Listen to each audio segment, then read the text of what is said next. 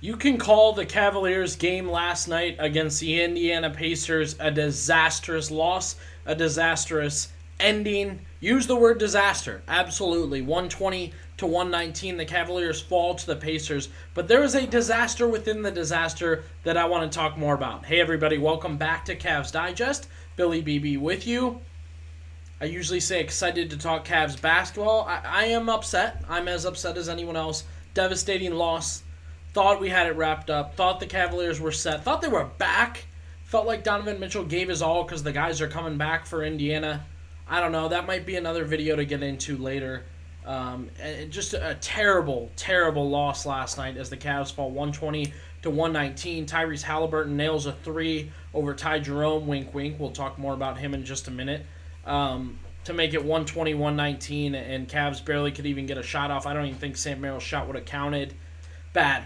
Really, really bad. If you made a list of things, and I don't want to jump back into the ending too much just because I know Matt broke it down for you and you probably listened and seen and whatever, but break down that ending again. You make a list of things that could go wrong that would have to result for the Pacers to win. Absolutely, it did. So, games like this, things like this are why you want to keep up to date with Cavaliers. If you say season's done, you're done with the Cavaliers, I understand, I get that, then hey, tune in for the things we're going to talk about after. There's a lot to talk about. Contracts, guys leaving, trade opportunities, coaching changes for next season. As far as scheme and fit, obviously I think Kenny Atkinson could stay. So subscribe, drop down in the comments. We're also going to hear from two different voices today. One from earlier in the year that makes sense now, one that doesn't. So, Cavaliers, of course, like I said, they fell. They were not good enough in this one, specifically at the end. I thought for probably most of this game, 9.5 tenths of this game, they were perfect.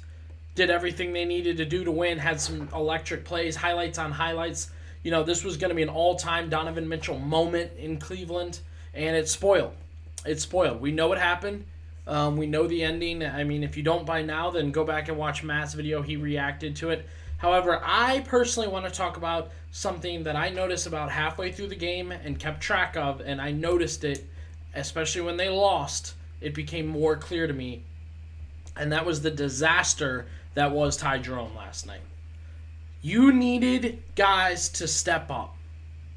Isaac Okoro was the other guy who needed to step up. Ty Jerome was finally put in the starting lineup, given minutes, and even when he struggled, was given the opportunity to fight through it and play better. I had noted Ty Jerome's struggles in Game 1. He kept driving to the hoop and kept getting swatted. He had 20 points in Game 1. He did not look like it, and he did not have the plus-minus for it.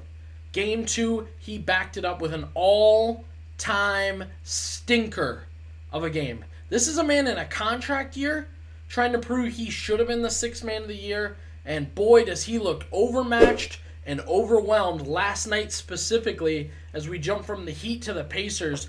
2 points on one, that is not an incorrect number, 1 of 14 shooting from the field, could not hit a three, kept driving to the lane, bullied, swatted, shoved, just absolutely horrific. And then the icing on the cake was Ty Jerome guarding Tyrese Halliburton on that final play, not in his head thinking, if I make him drive inside, we're tied.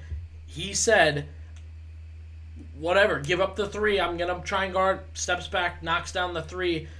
Man, of course it was Ty Jerome playing defense at the end of the game. He was terrible. And I noticed halfway through when he hadn't played much, and I noticed when one of his coveted running gun floaters didn't go, I realized and said to myself, I don't think he has it tonight, and I think something's seriously wrong with Ty Jerome. And then I checked, and at the time he was 1 of 14, getting picked on defense constantly out on the floor, looking lost as hell over and over again, situationally and physically, just looked like he could not hang. Quick clip here from Adam the Bull, his thoughts on Ty Jerome after the game. I thought it reflected how I felt too, so I wanted to air that here. 1 of 14. He no-showed. Who the hell's paying him a big contract after that game? Where was the fight, the grit, the toughness? Play it one more time for you guys. 1 of 14. He no-showed. Who the hell's paying him a big contract after that game? Where was the fight, the grit, the toughness? All right, so good thoughts by Adam the Bull. You can check him out on Twitter or on YouTube, which is where I watched his post-game recap. I talked about the defense. I talked about how, of course, it was Ty Jerome at the end of this game, right? Leaping as he got shook by Tyrese Halliburton, not even close to getting after him. But the other thing I think that killed me most for Ty Jerome and really made me feel like he just had a stinker, one shot, one bucket, one assist makes the difference. One shot, one bucket, one assist, and you win. And he couldn't do it. Couldn't do it. Clearly couldn't change his style of play. Clearly couldn't hang with those guys and looked really, really bad. I saw this Pat Bev clip a couple months ago that I thought was him just hating. Now I watch it again, and I really got to think about it. I really kind of watch it over and over, thinking about what he had to say. Let's take a look.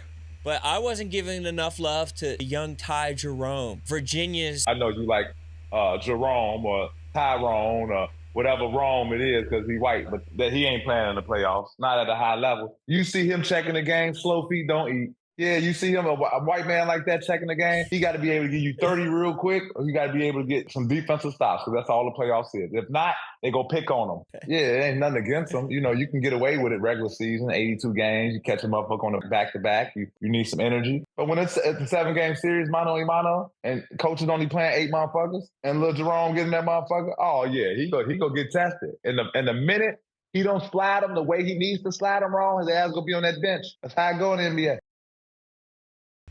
All right, so like Pat Bev, I mean, he thought this is a bench player, a guy who's not quick enough on his feet. Definitely that was one thing he talked about, one thing I noticed.